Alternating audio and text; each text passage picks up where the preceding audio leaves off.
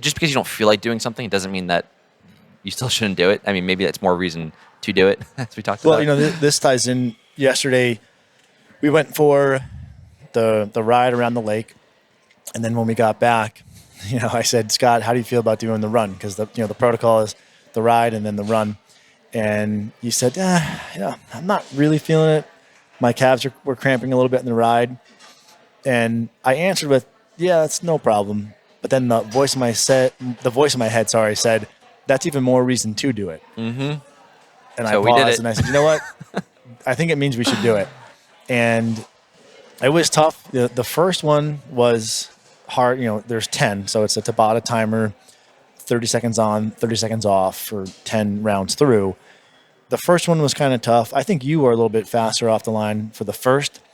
The second and third, we were fairly even. The fourth and fifth, you were ahead of me, and I was pissed off. And then somewhere around 7 or 8, we kind of were fairly neck and neck. And then for the final 2, I pulled ahead. You lost me. I wasn't going to lose to you. But it was really fun. Yep. And just being able to find that second gear, if you will, it was challenging. It was fun. We also went into it with okay, you know what? If you can't go nuts, that's fine. If you're going to go 60% instead of 100, no problem. It's just about doing it. And there's been so many times when I've been feeling like that, and I've done it. And then I find I'm like an animal, the last 3 or 4. And it's like, where did that come from? And you feel so good. Yep. And you also get stronger because of that. And the next time you do it, you're even better. And your energy gets better. And your mitochondrial density gets better if you want to, go geeky on the mechanisms. And you have more brain-derived neurotrophic factor and growth hormone in the short spurt and testosterone, whatever, if you want to go down into the mechanistic weeds. But you are overall better for it physically and psychologically. So you also, you want to plan in some recovery and not just go nuts every week without any sort of cycling down. But I think there's a lot of carryover there. And I've also found this. It might be the end of the day, and there's something that's a challenging cognitive task that I have to do. And you get hit with that same, I don't want to do this.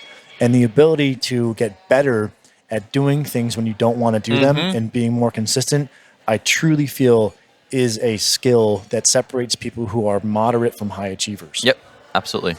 And it's a learned skill. Sorry, it's a learned. It's not something that you have. You have to get better about pushing through that initial inertia, and that's what I think the real key is. Yeah, and also yesterday there was a couple times where Michael pulled ahead on the bike ride. He would go around the curves much faster. Couple times. No, it was 1 or 2. I mean, to be fair, the maneuvering on some of the turns, that's skill based, and that that's not endurance. That's just you've learned how to take the curve. So I had a huge advantage there. Yep. And so when I was close to him, when I was close to you, I was able to keep up with you. But then as you pulled away, I felt myself slowing down. And the point I'm making here is that this is where I think, and the same thing with the runs yesterday, how powerful it can be to have somebody that you're working out with, somebody that can keep you accountable. Yeah, I was only going to let you get so far ahead of me on the run, and then once it was about 10 feet, I said, no, I can't let him go any further. And it was great. Yeah. Yep. So just, maybe if you don't do a group class, just finding a partner to have some, for accountability, for pushing yourself. I think and then also the social bonding that you get from that and from doing something hard together. I think that's just the best aspect of working out with somebody. Right. It doesn't have to be all the time, but just finding time maybe on the weekends to do something together with somebody.